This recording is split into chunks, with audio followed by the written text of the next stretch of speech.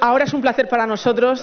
It is a pleasure for us from the World Day of Animation in the Regional Government of Madrid to introduce José Prats, who's going to talk about his career, obviously, but also about his Umbrellas and Adiós, Goodbye, his two short films. And before he comes here, we want to show you the trailer of Umbrellas, and straight after, the full short film of Adiós, for those of you who are in the room only, though.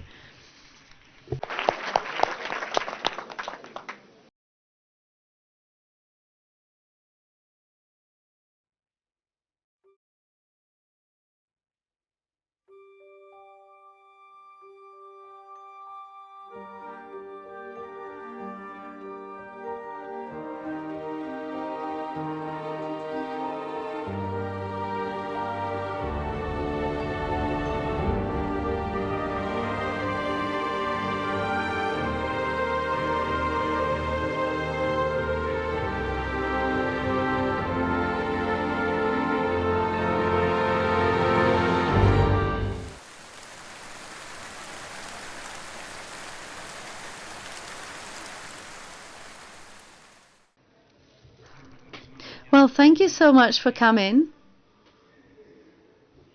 And thank you to the organizers, to the Regional Government of Madrid for organizing this 3-day workshop. My name is José Prats. I directed Adiós and Umbrellas.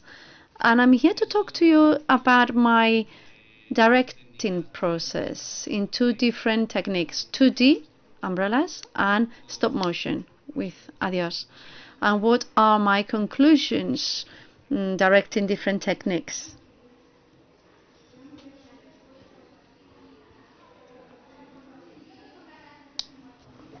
Enchufarlo. Así mejor. Ahora. Vale, voy a hablaros previamente. So, before that, and just quickly, I'm going to talk to you about where I come from. I'm an illustrator, a concept artist, storyboarder, and I've worked, amongst others, in these films that you can see here.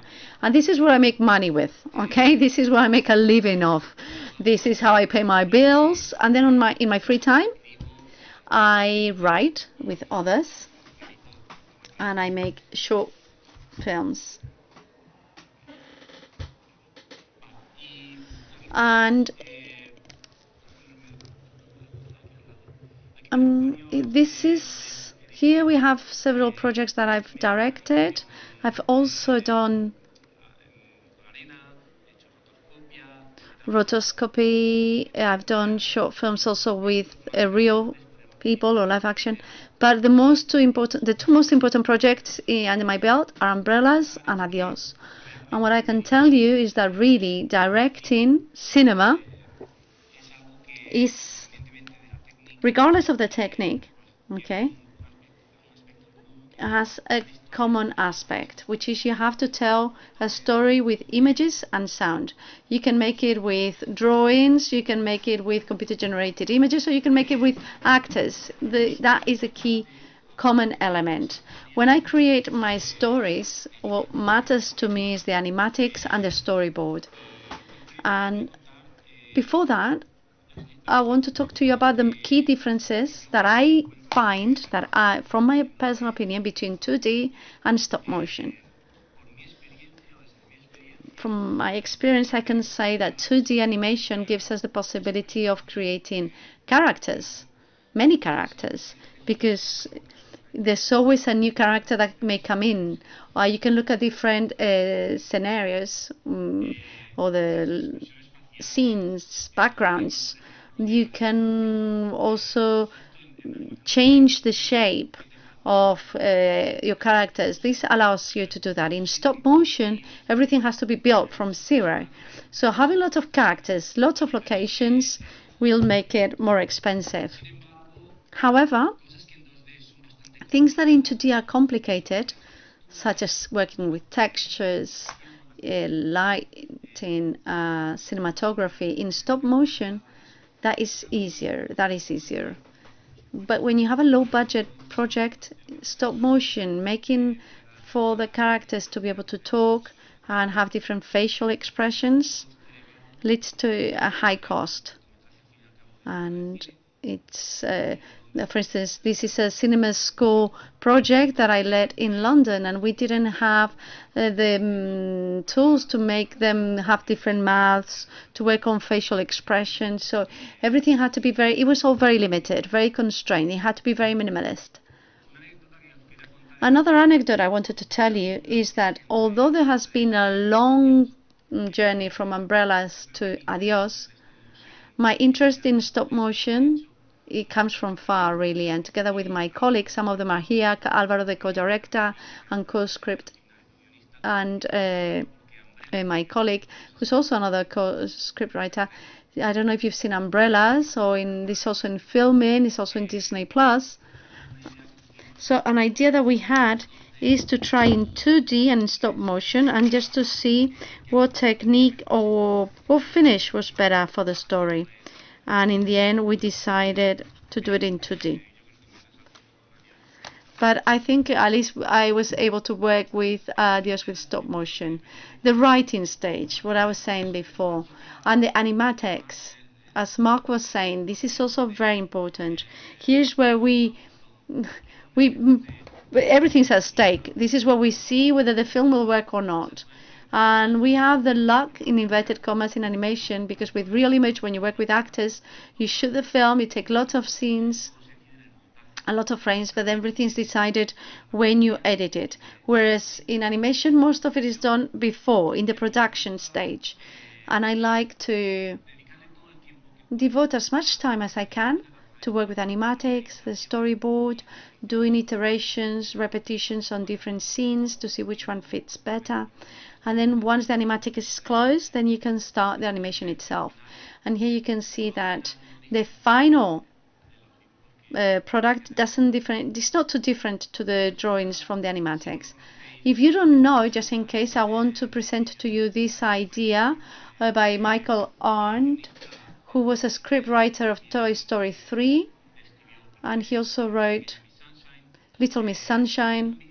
And he has a very long video that you can see in Vimeo and in YouTube, talking about the writing process, working with storyboarders, and seeing how everything starts with an idea, a script, then in a storyboard you do the animatics, and then that's shown to the team, to the producers, to the directors, to the writers and the artists, and then you can do an iteration and improve your story. This is a little clip of the talk, which is in English. One is you write the script and you do a couple of drafts just to get the basics of the story into place. But then pretty quickly, step 2 is that script gets turned into what's called a set of reels, which is a very rough version of the movie using hand-drawn sketches and temp music and temp dialogue. And when the first set of reels is finished, step 3 is you go into the main theater at Pixar and you screen it for the so-called brain trust of Pixar writers and directors. And then you go into a conference room called West Side 1 and you have your story meeting, step 4. And for me, those story meetings were just incredibly great because at their best, they're like this total creative free-for-all where like everybody is helping you out, and some of the smartest storytellers on the planet are just sitting around and telling you how to make your story better.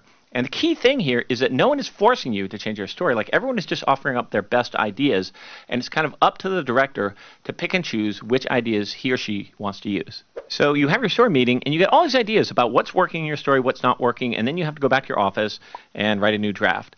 And then the artists and the editors turn that new draft into a new set of reels, and the process repeats itself. You do draft, reels, meeting, draft, reels, meeting. So the stories at Pixar are like cathedrals. They're really the expression of a whole community rather than just a single individual. Bueno, pues aquí dice Michael que el proceso de creación de las What Michael says is that the creation process is like building a cathedral. In our case, I work with my team, and we build small cottages rather than cathedrals. But or huts really. But I made sure that the iteration process, working in the animatics, and then having an exchange of ideas, receiving feedback, and going back to the writing process was held. I made sure that we work on that cycle, and that was going to make sure that the story would work, before we started the production process, animation process itself. And here you have a couple of screenshots. So you can see that both for Umbrellas and for Adiós, we did about 20 versions, animatics versions, and we constantly worked until it was like we wanted it to be. Perfect for us. I'm going to show you a couple of clips where you can see at the top the animatics and the storyboard, and at the bottom you can see the final finish. And they fit. As Mark Andrews was saying, at the top you have the film in black and white, and at the bottom you have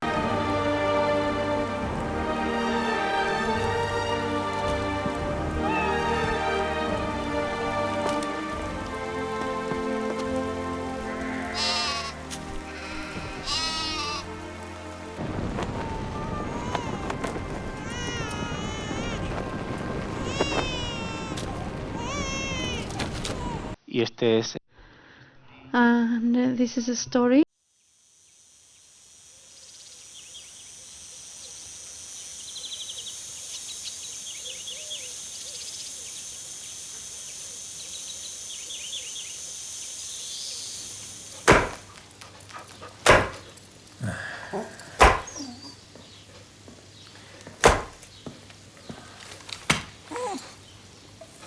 Oye, papá, ¿vamos a salir a cazar al final después de comer? No me has dicho que estaba muy liado. Es curioso porque cuando mis profesores And also, when my cinema school teachers, is not specific for animation, I have to say that cinema school. We did real image, we did video games, we did documentaries, we did animation.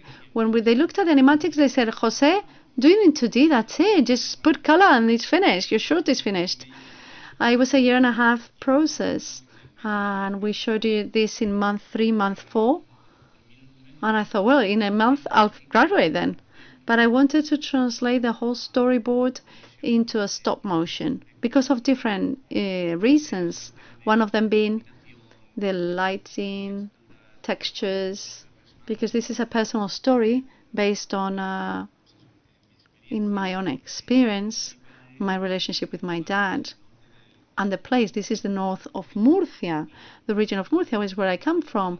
And all those visual aspects were important to me. It was important to put it in stop motion. Vale, Okay, so I brought you here some samples of the design phase so that I could tell you a little bit about how the differences that we see when we get into this phase, because at Umbrellas we knew that it was going to be a 2D animation short film, so we made a lot of tests in order to find the style and the aesthetics that we were looking for. You were asking before how to reach an agreement. This is a question that you asked Mark. Well, by drawing. That's our universal common language. By drawing and presenting ideas, at the end of the day you reach an agreement and a consensus. So through these drafts, through these sketches and ideas at the team, we made a decision and we took one path or a different one. In fact, in Umbrellas we spent a lot of time in this exploration stage, whereas in Adiós everything went rather faster.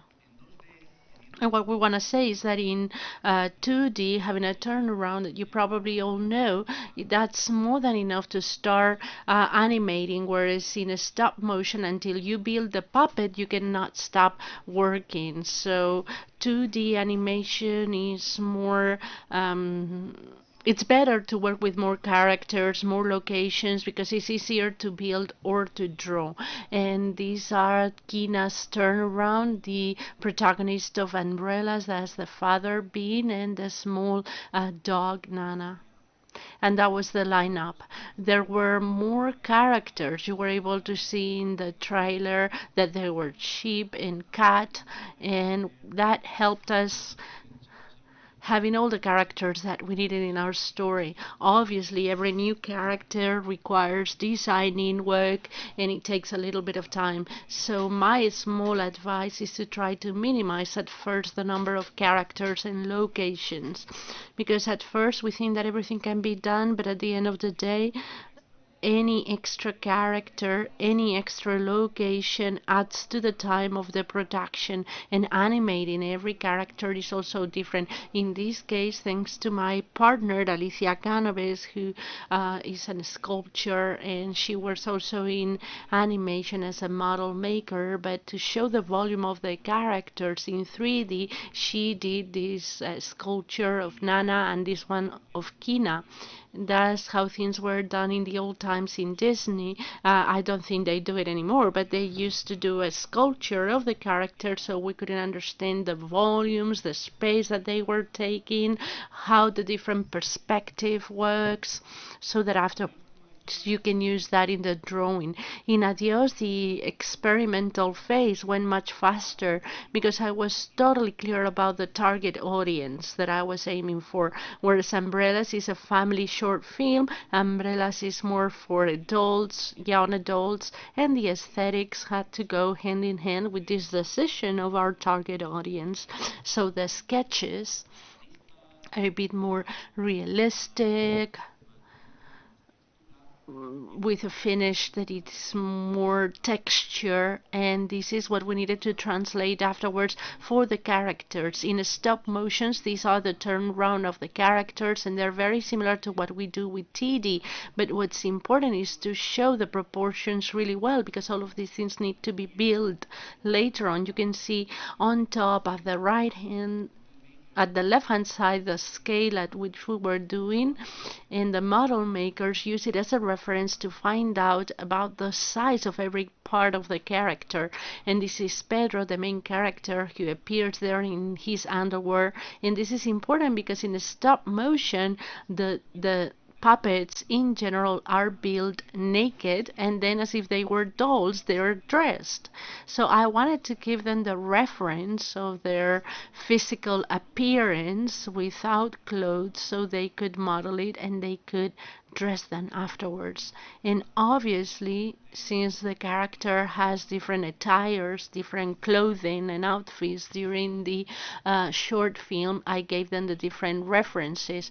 And I haven't done this in 3D, but for stop motion I thought that it was very interesting, because at the end we're talking about a technique that aims to be very realistic. You can touch it with your fingers and you can build everything, so any detail for which we were having doubts, I tried to clarify it by using these references, looking for images, and I said, I want wrinkles in the shirt to look like this, I want the pattern of the boots to be like this one, in this color, in this design, and then afterwards everything was simplified so it could be part of the same style. The same thing happens with this hunting vest worn by the father, or even the hair.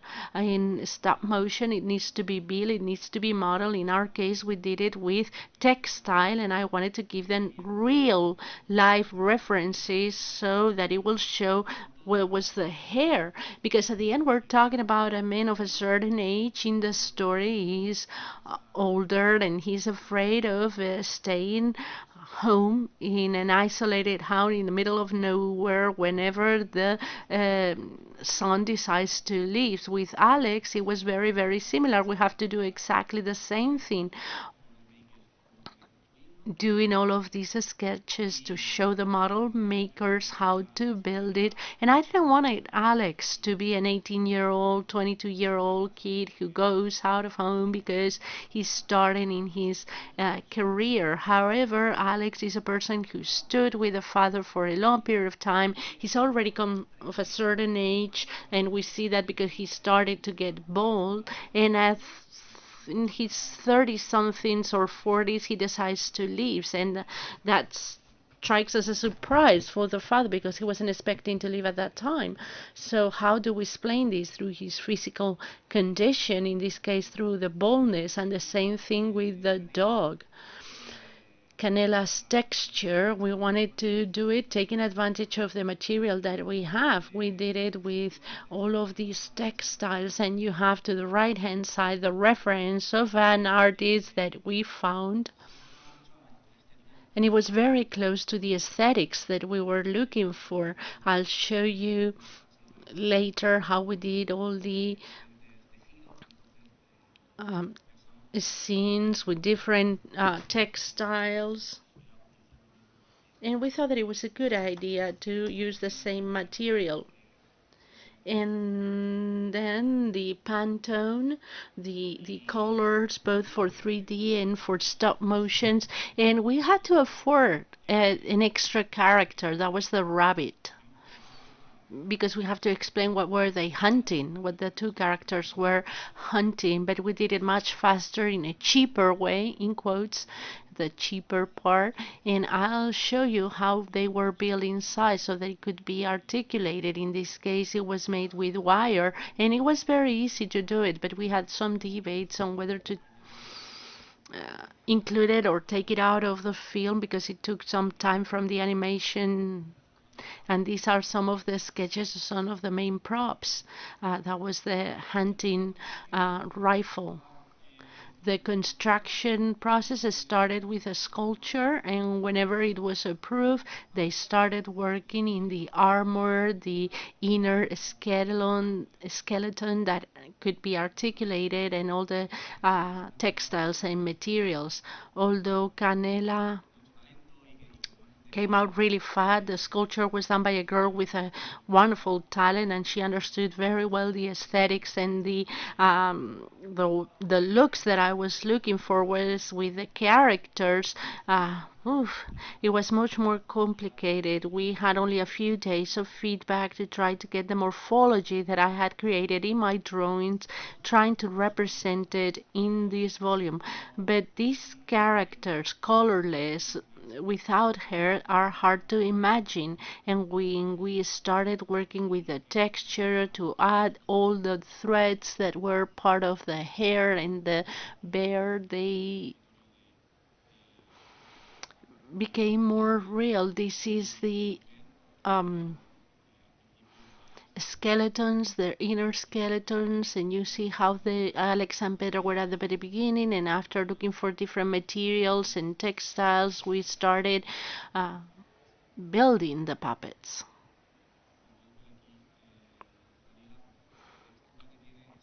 The texture of Canela is very similar to the reference that you saw before, found by the art director, and that we wanted to imitate. Another important thing is that in stop motion, characters have a certain size, in this case 20-25 centimeters high, but for general big shots we had to do copies of the characters, miniature copies of the characters. So with the camera we'll have this effect of a very, very broad landscape, and with these 25 centimeters characters we couldn't achieve it, even if they were pretty small. And this was done in a different way. This is a process that I learned on the go. I hardly knew anything about stop motion, and with this short film we've suffered a lot, but at the same time we've been able to learn very much. And then we did a 3D impression of Alex's character for 2 shots, which I'm going to show you now. The characters in a general shot gets out running, and there's another one in which Alex returns.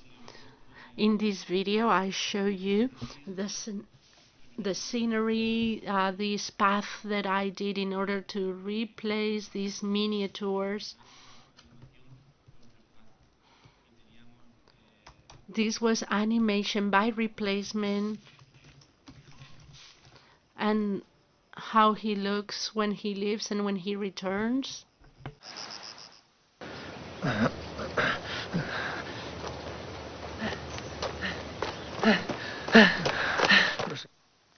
Ahora lo veo y digo, había un...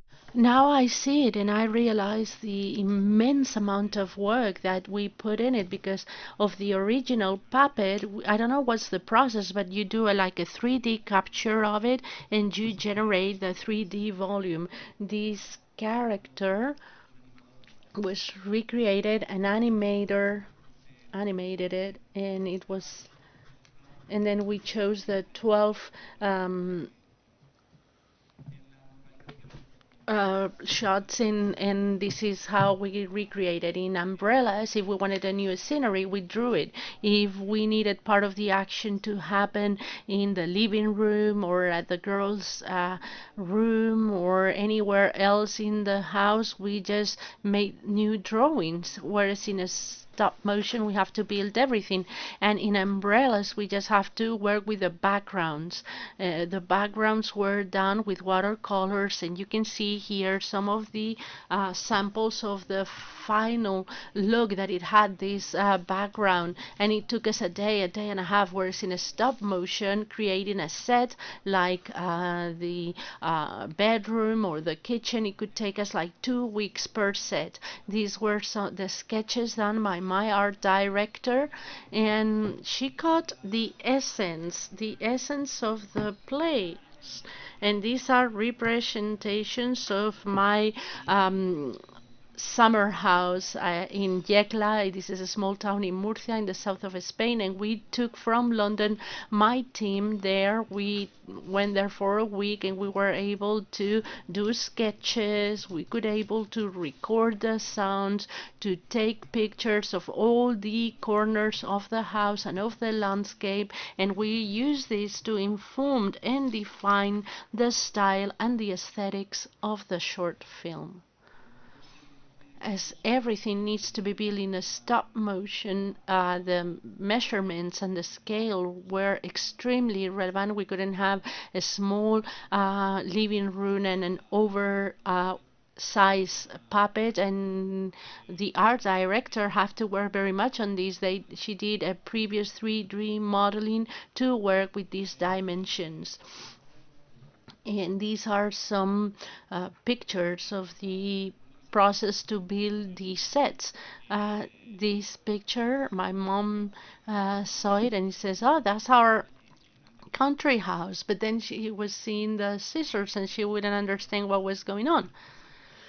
Este cortometraje es con... I had to explain, this is not a short film with drawing by drawing, but with miniatures, with models, and then she understood.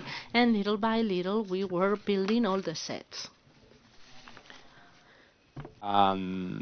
el bote este, la botella. Till the very last detail with this oil bottle. The art director did a wonderful, wonderful job representing the essence of our country house, a Spanish Mediterranean country house, and it helped because she was Italian and she already knew this type of architecture and the aesthetics of it. But everything was created from scratch, and showing you here some examples, but even the small house that you can see at the very beginning of the film, opening the film, in fact, had to be built. And what's interesting about Adiós was the creation of the sets. We had the brilliant idea, although it was complicated in the animation process. I will let you know why later on, but the aesthetics of doing all the sets, all the outer sets with this textile, I don't know if it was wood or what was it, but Aurora, our art director, found this wonderful way of representing in a more stylized way the dry landscape of the south of Spain. So we built all of these carpets that we were building and to create this landscape, and with the camera we gave the feeling of depth. The problem that we had, and this is how I'll explain the animation phase. I'm not an animator as such. I work with animators the same way that I work with actors, and my actors in animations are the animators, and the techniques are so different from 2D to stop motions that the way of directing then was totally different. As I started working in Adiós, I realized that I couldn't direct them the same way. In 2D animation, we're very lucky because animatics was very well defined, and it was a starting point, very accurate, very precise of what we were looking for. And then we have Thierry Torres, an animation director who's wonderful.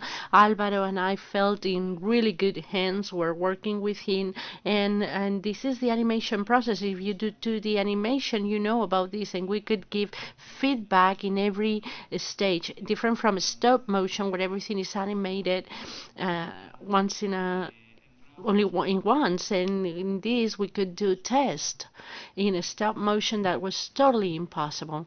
And this is the evolution of this shot from the raft, the tie down, the cleanup, and how it ended up. al final. Como decía en stop motion, But as I was saying, in a stop motion, animatics, well, it's a totally different language. We're talking about 2 or 3D or stop motion, that it is a three-dimensional mean of working, and the best way that I've found to work with my animators so they could understand how the actors and the characters were going to be acting was by recording us. The animators were recording themselves, and in real images we were doing the interpretation. I had tried to do my best version of Pedro, Alex, and even of the dog, Nana. We didn't have a dog trainer, not a dog, to be able to record videos of dogs doing what we wanted them to do. Although one of the animators had a dog and the sister was a trainer and they could help us out a little bit, but in this case the dog had to bark and we were not doing it. So it was me pretending to bark. You see the difference there between the real image that we use as a reference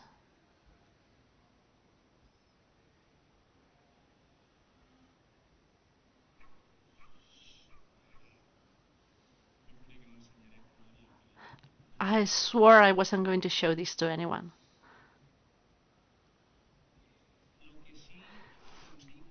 What we learned really fast it was that if we had time for the shot, we could do a blocking and a long shot with the characters in different positions. In London we had an issue because the character, the puppet, had to put the hand in the face at what point in time, and the puppet was not working and they couldn't touch the face, so we have to pretend it.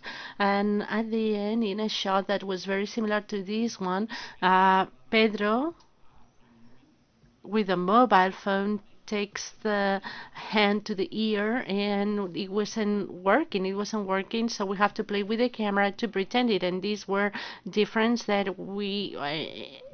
issues that we didn't suffer when we were doing 2D movies. In stop motions we have real world limitations. These characters puppet was not being able to move the arm all the way as we wanted, and these were findings that I learned on the go because I didn't anticipate these type of things to happen. This is another shot, not more complex than the previous one. It is shorter, but the animation was extremely complicated in this one, and you can see the real image that we use as a reference and the finish shot. And what my teacher said, and that was very interesting, even if I imitate all the characters, there are certain things that I cannot do because of my physical complexion. I cannot generate that level of creativity. For example, how an older person over 70 years of age kneels. So we're going to have an actor working with you, and even if it's not the animation as you want it to have it, the animator will be able to capture how the knees in this gentleman can tremble a little bit, how they're going to position their hands, how they're going to do it. Because I could have kneeled as I had. I can pretend to be a 70-year-old, but it wouldn't be as good as having an actor who's really old, who's really over his 70 years of age and with that physical capacity. And to finish, I just wanted to say, I wanted to tell you different anecdotes of the shooting of Adiós, and also about umbrellas, so that we're going to concentrate in Adiós and the things that I've learned. For example, the sets were looking very, very, very beautiful when it was created with textiles, with wool, but it was not fully functional. Why is that? Because Adiós was conceived as a very slow, short film with fixed shots, not moving the camera very much, long shots, and in stop motion, depending on the speed of the animator, we were shooting for seconds per day. Some shots were 20 seconds long or even more. This meant that we were going to be animating for at least a whole week. What happened is that when we started animating at 9 in the morning, the animator was working. I went to the workshop to do other things, and at 7 or 8 in the afternoon we were finishing. We were closing for the day. We went home, and the next day, as we turned on the lights and the cameras were turned on, and even if no one had touched anything, because the shooting set was closed, we realized that everything had moved. The plants had opened or it had fallen a little bit. The only thing that was exactly the same was the character, but was not in the right place. So we had to stop it, and we have to say, we have to look for a way to make sure that this set doesn't move all night long. We weren't able to do it. We weren't able to do it the way it was created, even if we were using hairspray and we were using glue and everything. Everything moved. Everything moved. And the only solution for people not to notice changes was to shoot it all in one single shot. I didn't want it to animate because this was not my main discipline, and I'm not the best possible animator. I had to roll my sleeves up, and I started working. And we had animators working during the day, and I came in the night shift. I continue on doing. They came early, then they continue where I had left it, so that everything that was captured in a consistent way. Was the set moving? Yeah, but very briefly, because we didn't stop for 8 hours to sleep. But that was really hard. Many endless nights. Animator was working, but I have to go to sleep. And if they had a question, well, how will they do it? It was actual torture. So we've learned, if we are to do another stop motion film, we'll find a way to fix everything. And this didn't happen inside. And then the issue of lighting. I was very hard with my lighting director to recreate the Spanish sun, this warmth and this dryness that we have during the summer, and we were using these lights that are never used in a stop motion to extend lights, sorry. And since they were turned on all day long and they didn't stop at night, they exploded. So we have to change the light bulb, and every light bulb is a different world with different intensities, with different things. So there are changes in the light of some of the shots that were fixed, more or less fixed in post-production. But it was another headache. It was another headache. We were getting the aesthetic results that we were looking for, but these light bulbs had an average shelf life of 3 weeks. So we had to write down when we change it, to know that 3.5 weeks later we had to change it. And the wind in 2D animation, if you are pretending to have wind, and if you are animating wind or elements such as a crowd, you can do group animation, and then you start replacing it in umbrellas. We have 3 or 4 animation styles of the umbrellas in the sky, and we were copy and paste. In a stop motion, you cannot do it. I mean, you could have done it with a green screen and changing everything, but when animating the wind, we had to animate each bush one by one and see that the animation was flowing from bush to bush. So this is another learning thing that we've done, and we'll try to improve things in the next short film. And to talk about some positive aspects, although everything is positive in the sense that we've learned from everything, but another complicated thing was photographic direction. As I said before, I draw in concepts, storyboards I draw, but photography direction is just painting an image set with light and real lights and reflectors. So since my photographic director could not be on the set on a daily basis, I had to do that job, and I realized that I felt passionate about it. Same thing, I'm passionate about painting and photography. If I do a new short film with a stop motion, although I like to have one person helping me, I feel more comfortable now by placing the camera, changing the lenses, taking a look at the perspective and the type of shot that I'm looking for. So this is another takeaway that I have from Adiós.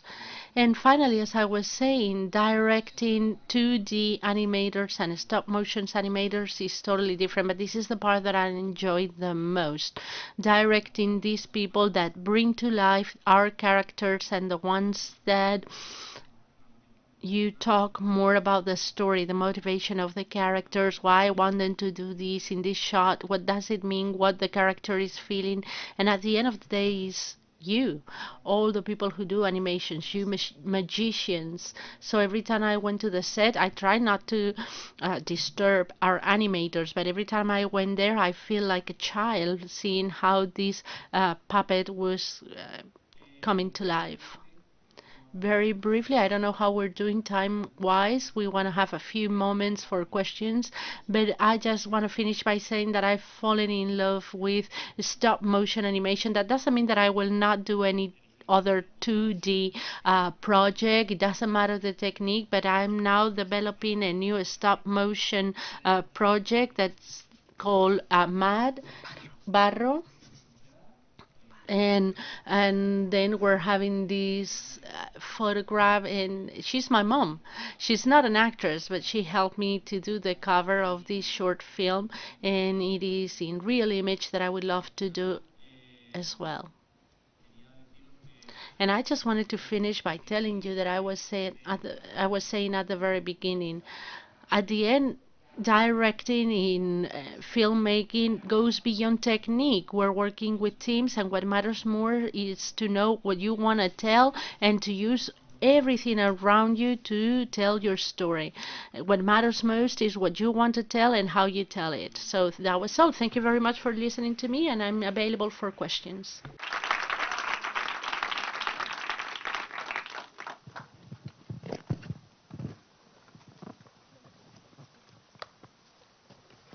Hola, quería preguntar. Vale. Hello, there you are. I wanted to ask, because you said that your teachers asked you why not doing it in 2D. What was your motivation? What made you decide to do it in a stop motion? The short film was ideated as a stop motion short film. They didn't come from the animation. They didn't know about the storyboard, the difference between storyboard and the final finish. So when they saw the storyboard, was like, why don't you leave it like this? But Adiós, this story, it's very much linked to a specific place, to a personal story, and the best way for me to do it is to photography, lighting and texture, this dryness, and I thought that in a 2D animation I wasn't going to be able to do it. And also we had to make a very strategic decision, and I'm going to tell you because this is very important when shooting a short film. At the film school they call us animators, and I say no, I'm not an animator. They're more talented people, the same way that I'm not an actor, although I can do real image films even if I'm not an actor. What happens is in this movie school we didn't have an animation subject or a master on animation, a master's classes on animation. So we as directors were being asked to do the animation ourselves. As a director, I didn't want to do it, and the only way that I could do it was having some collaborators. And I knew that it was going to be complicated to do it in 3D. Most of the 2D ones that are really good are already working, and because there is a huge industry for this technique, whereas in stop motion things are different. There are animators that are right now starting with a very high level, and since they they don't have at home these decorations or these puppets, what they're doing is animating these type of art skeletons or exoskeletons. They are happy to come to the movie academy that I'm in and to do this animation. So I decided to do it that way. And at the same time, I work with it and I don't have to be animating myself. Did I have to do the animation of some shots? Yes, but not what I wanted to do. I don't know if I've answered your question. Yes, thank you. Any other questions? Hi, Jose. I wanted to ask you, what do you do? So, right from the moment you have an idea and you want to convey it, how do you get the budget or the funding? And how do you get to then distribute what you've shot? For instance, Disney Plus filming, how do you present it to the Goya and all those things, to the Goya Awards? It's difficult to give you a short answer. What I could say is that I had that same question when we started doing umbrellas with my colleagues. In the end, what's been really good for us is if you have a project, not a finished product, but a project, it's good to create images and a script. And that is something that you can do without a lot of money. And then you can go to festivals, animation festivals mainly, and you can present your idea. Obviously, you have to go through a selection process, but there are producers there interested in new directors, new ideas.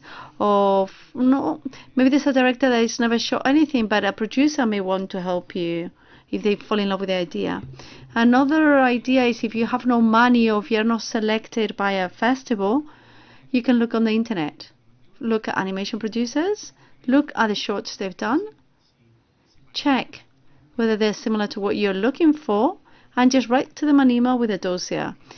I mean, you can trademark it, but don't worry about, sending it to everyone. No one is going to know your story better than yourself, and producers know that. So just move it around, and then you'll find travel companions, and do not marry the first producer or scriptwriter that wants to work with you. Check if there's chemistry, because there could be a producer who's fantastic but doesn't work well with you because he doesn't have your sensitivity, or you have a more chaotic way of working, or you are more orderly than the other. So don't rush to find a producer, but obviously the producer is key, and it's like it has to be a good relationship between the producer and the director. And then there's people who have more experience than us and can help us with distribution, sending it to festivals, etc. If it's a very small short from a school that has you have no budget, you can distribute it, and there's online platforms where you can send it to festivals. But a short that was really expensive, well, it would be great to take it to festivals through a distributor, because they know where your short, because of the technique, the story, or the aesthetics, where it will go better. You have to pay just to register it, obviously, but they know, the distributors will know which one will work best, and maybe they don't select you, and sometimes you get happy surprises. But that's the way to distribute the shorts. If it's a feature film, that's different. I have no idea how to do that, because that's really far from my site at the moment. I wanted to ask 2 questions, if possible.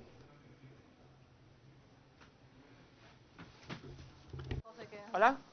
Hello.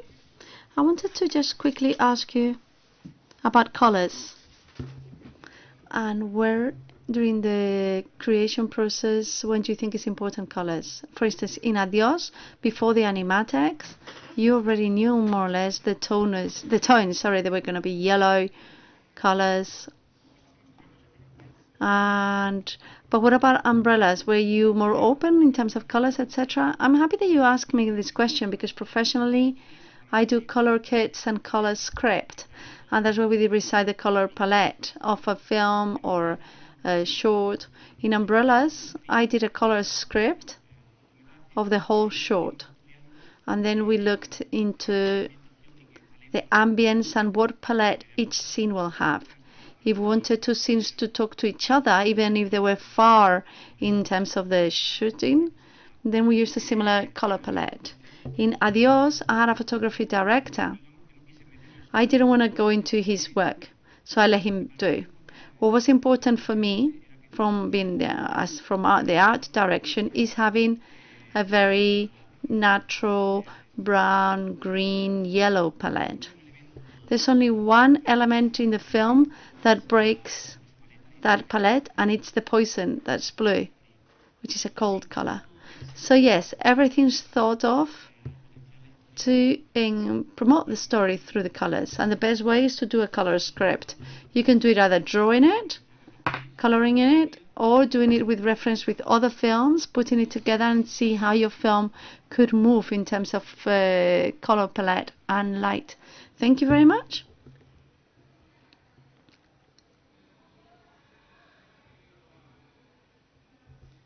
¿Alguna otra pregunta? Any other questions? There's one here at the bottom and another one up there.